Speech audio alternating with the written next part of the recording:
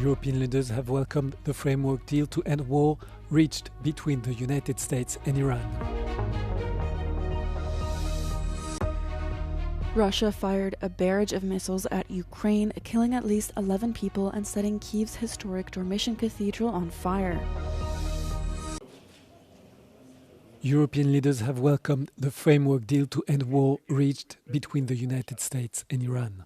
On X, the president of the European Council, Antonio Costa, said that he was looking forward to an end to this costly war. I commend the tireless diplomatic efforts of all those who made this deal possible, he added. The EU's top diplomat is on the same page. There's the deal that has been announced now by US and Iran that is much welcomed by everybody. It is the first phase to open the Strait of Hormuz and then move on to the negotiations on the critical topics like the nuclear issue, but also other critical issues that are important for the stability and peace in the region. On a lighter note, Mr. Speaker, for the British Prime Minister, this is an encouraging announcement and an opportunity to be seized. This is a hugely significant moment. We have long called for de-escalation, and it is vital that all parties seize this opportunity to secure stability in the region and restore freedom of navigation in the Strait of Hormuz. In a joint statement, the UK, together with France, Germany and Italy, have pledged to play their part in ensuring the free and unrestricted flow of traffic along the Strait of Hormuz. British Prime Minister Keir Starmer, French President Emmanuel Macron, German Chancellor Friedrich Merz and Italian Prime Minister Giorgia Meloni referred to a strictly defensive and independent mission aimed at reassuring commercial traffic and carrying out mine-clearing operations.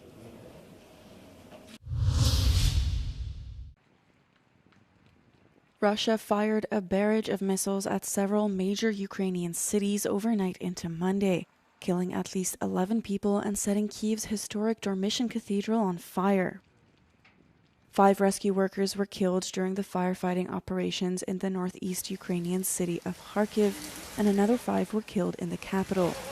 1 more person was killed in the frontline southeastern city of Kherson. The roof of the centuries-old Kyiv-Pechersk Lavra Cathedral, a UNESCO World Heritage Site, caught fire and sustained substantial damage in the attack, and Ukrainian officials accused Russia of deliberately targeting it.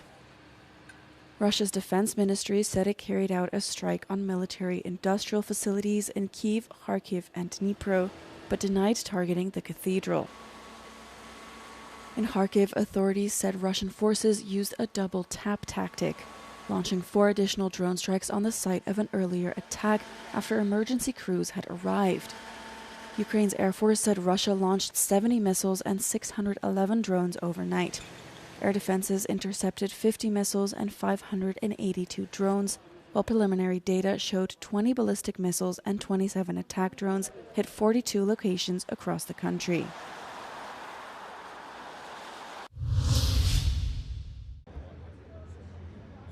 An Oslo court on Monday sentenced Norwegian Crown Princess Mette-Marit's son to 4 years in prison on 2 counts of rape and other offences in a high-profile scandal that has rocked the monarchy. Marius Borg-Høiby was accused of 40 charges, from rape to traffic violations, carrying a maximum possible sentence of 16 years in prison. Høiby, who is not formally part of the royal household and has no steady job, was acquitted for 2 other counts of rape and convicted of repeated domestic abuse against an ex-girlfriend, traffic violations, issuing threats and other offences. Høiby had denied the most serious allegations, including the rape charges, although during the trial he acknowledged that jealousy sometimes made him lose control. The rapes of which he was accused occurred between 2018 and 2024. The women themselves did not file rape charges against Høiby.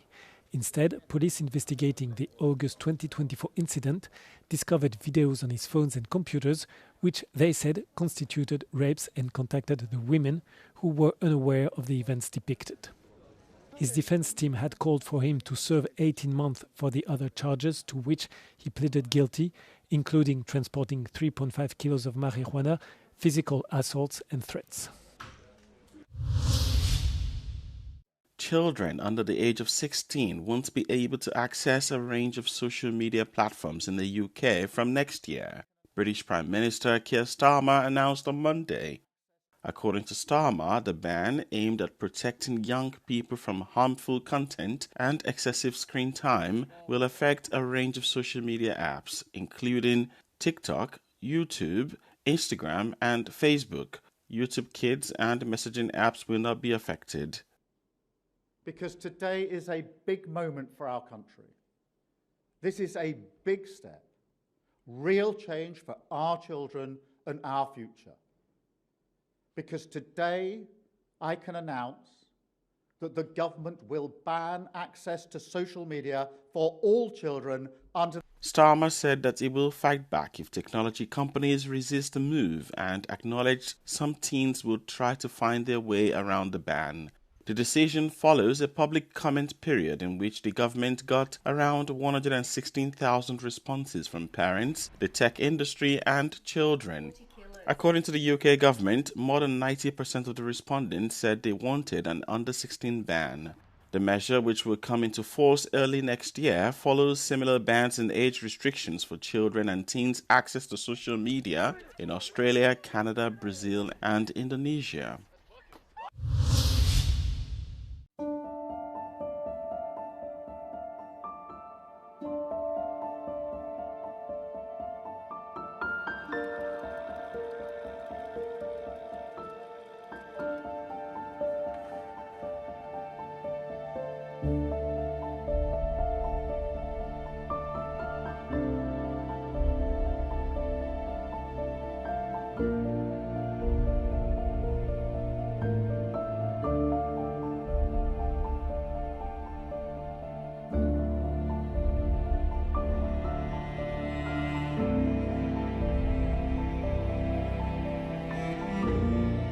Estamos en el único cráter de España que hasta ahora ha reconocido la comunidad internacional, no solo de España, sino también de la península ibérica, el quinto de Europa Occidental y el 196 del mundo, ¿no?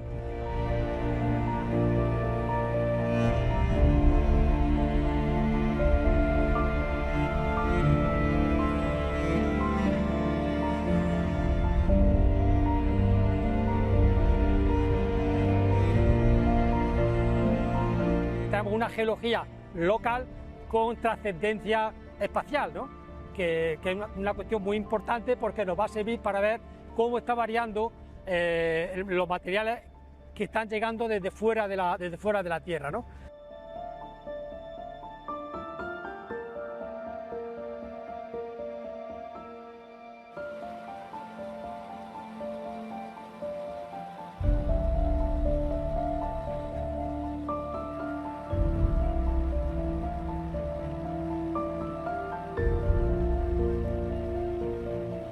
Este bólido, cuando se alcanza temperaturas mayores de 2.000 grados, 7.000, 8.000 grados, en ese momento el cuarzo cristalino con estructura pierde la estructura, se convierte en amorfo y se forma una serie de superficies de líneas muy estrechas, muy rectas y muy bien definidas que se producen solamente por dos causas: el impacto de un meteorito o una bomba atómica. Aquí no tenemos ninguna constancia de bomba atómica, pues tiene que ser el impacto de un meteorito.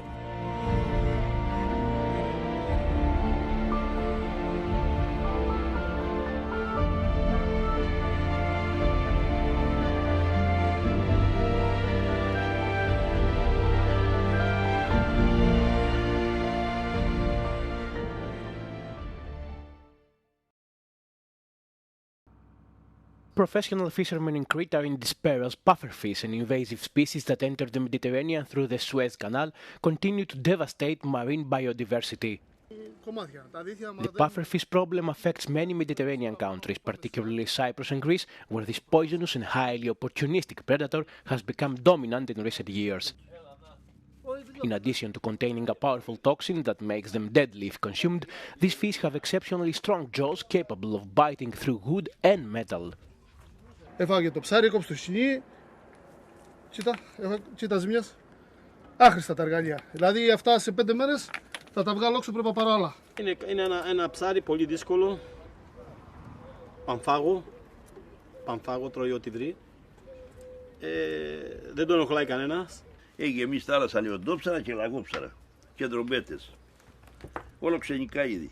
Και δεν έφτιαξε ένα καλό ψάρι, όλο κακά. Greek fishermen are calling on the government to immediately implement a subsidy program for the removal of these fish, allowing fishermen to catch them and reduce their population, while limiting the enormous damage pufferfish are causing to their livelihoods. Έχουμε κάνει μελέτες και έχουμε δει ότι έχει μεγάλη επίπτωση στους αλιείς της παράκτιας αλίας. Έχουμε εκτιμήσει αυτή τη ζημιά γύρω στις 8.500 ευρώ ετησίως για κάθε σκάφος.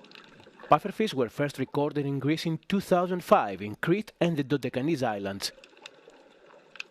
20 years later, they are now found throughout the country, with scientists warning that consuming them can be fatal. Η τετροδοτοξίνη είναι πάρα πολύ επικίνδυνη τοξίνη εφόσον καταποθεί. Προκαλεί καρδιακή ανεπάρκεια, σταματάνε να λειτουργούν οι πνεύμονες. Γενικά θέλει πάρα πολύ μεγάλη προσοχή. Research is also underway to find ways to neutralize the fish's toxins so that it may eventually become commercially viable or at least useful for other purposes. Έχουμε προχωρήσει σε έρευνα για να βρούμε τρόπους έτσι ώστε να απομακρύνουμε την τετροδοτοξίνη από τον λαγοκέφαλο και να μπορέσουμε έτσι την καθαρή βιομάζα να την εκμεταλλευτούμε σε κάποιες ήπιες εφαρμογές, π.χ. για λιπάσματα, κομπόστ και τέτοια πράγματα.